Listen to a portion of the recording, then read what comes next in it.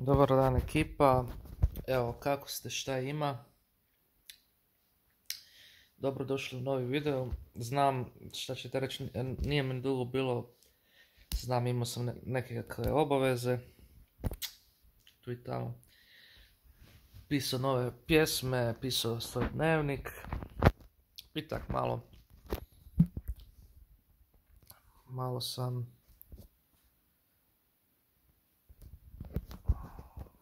sam uživao. Što se tiče današnjeg videa, danas ćemo odgovoriti jednoj jako zanimljivoj temčici ili tematici, kako bi to neki rekli. Dakle, današnja tema o čemu ćemo govoriti je sad kako je meni bilo u Dubaju. Pa ćemo o tome govoriti. Dakle, ja sam bio u Dubaju i bilo mi je jako lijepo. Prvi dan smo išli kao šetnja gradom i bilo je dosta jako lijepo, bilo je puno podzemna, sprijateljili smo se. Prvi dan smo išli vlakom do Expoa, tamo su vam države i onda na svakoj državi imate neke predmete iz te države. Znači bio sam u Expo sam bio u Hrvatskoj, Crnoj Gori, gdje su braća Crnogorci, bio sam gdje sam još bio? Asukot, u Expo. Nakon toga smo išli na vožnju džipom sa jednim lokalnim arapskim vodičem i objašnjavao nam je malo znamenitosti Dubaja. Objašnjavao nam je koliko ima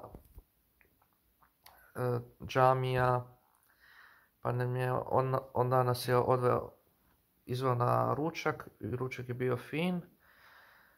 Nakon toga smo bili u Ferrari Worldu, to je svijet Ferrarija. Nakon toga smo išli u nekakvi muzej. Naravno, tamo je bilo dosadno meni, da znate da muzej dosadi. Onda smo išli se voziti onim kvadom po pustinji. Nakon toga sam bio na vožnji deva i nakon toga je bila zabava i onda sam ja pušio nargilu cijelo vrijeme i to mi je sad navika. Znači, kogod ima nargilu, nek mi slobodno da, kog mi više ne treba, preko YouTube vas molim. Nakon toga smo mogli naručiti doručak u sobu, to je bilo jako fino. Jedino kad sam spao, onda mi je budila ova džamija. Tako da to baš i nije meni nešto bilo posebno. Za zadnji dan smo malo obišli grad, bili smo u Burger Kingu. To je bio Dubaj putovanje. Onda sam bio u New Yorku, tamo sam išao vidjeti Madison Square Garden, pa sam bio u NBA shopu, pa smo bili u gradu, pa smo se šetali, išli smo svugdje. Bili smo vidjeti most. Ja nisam zapravo išao vidjeti most, ja sam bio u hotelu. Nakon tog putovanja u New York ja sam išao još i u LA, San Francisco, San Diego. Sam još gdje bio. Da, u LA-u sam išao vidjeti one zvijezde, kad idete gradom pa onda šećete po zvijezdama onih poznatih glumaca. Išao sam na hamburgere koji su bili jako masni. U Americi, u LA-u mi je bilo top. LA mi je po broju jedan najdraži grad u Americi. Drugi pored mi je bio San Francisco, onda u San Francisco smo išli kao neke gledat kave, u Alcatraz smo išli gledat. I u Alcatraz je bilo dosta dobro. Bilo nam je super. Nakon toga smo išli u grad na ručak i na večeru. Hotel je bio ekstra. Nakon toga smo se zaputili u San Diego. Ovo je isto bilo top.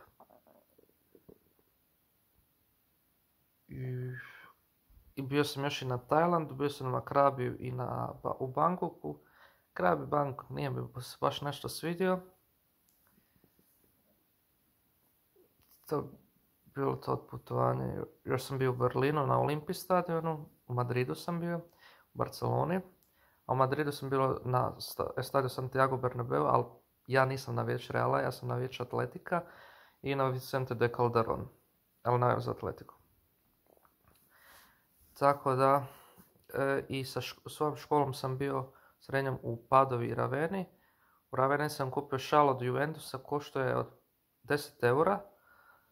Nakon toga smo išli po gradu malo nešto pojest i u Salzburgu smo dobili slobodno vrijeme za pojest. Išli smo u muzeje, to nam se nije baš svidjelo, ali smo išli u muzeje. Tako da, to je bilo to. Išli smo po Slavoniji, bio sam u Slavoniji, bilo sam u Vinkovcima, u Đakovu i u Osijeku sam bio par puta i Osijek i Vukovar su predivni. Tako da, evo to mogu reći za svoja putovanja, bilo mi je ekstra. Sljedeće putovanje, ne znam, možda budem išao sa svojim prijateljima, Lončarom i Filipom. Ne znam, ili ćemo otići u Ameriku, u New York, ili u LA, to sam još moramo dogovoriti. Pa ćemo onda putovati, možemo, planiram posjetiti Sarajevo, da idem tamo posjetit će kod Želje, kod Hodžića, kod Ferhatovića i kod Mrkve. Baš me zanima. Ako gledaju ovdje neki što su iz Bosanci, preporučite mi neku čevapdžinicu. Pa ću vam, preporučite mi neke u Bosni, kad budem u Bosni, da mi preporučite neka mjesta gdje se dobro jede i gdje se može popušiti neka dobra nargila. Tako da, evo ništa, nadam se da ste uživali u mom videu. Biće još ovakvih videa. Sljedeći video mislio sam napraviti podcast, ali podcast ne znam kad ću raditi. Mislim, ima već gosta za podcast, ali vidjet ću ko je slobodan, pa ću s njima napraviti podcast, pa će biti isto top video. Ono što od vas tražim je da se na moj kanal pretplatite, lajkajte, šerajte i komentirajte i kliknite ono zvonce, pretplatite i podijelite nekom da isto uradi to, nekom vašem prijatelju da se isto pretplati na moj kanal, jer plan mi je doći do 1000 subscribera ove godine, do Božića. Nadam se da ću to uspjeti. Ja vjerujem u sebe, vjerujem u vas, da ćete me podržati. I ništa, budete mi dobro, pozdravite, zdravi, veseli i vidimo se u nekom od narednih videa. Pozdrav!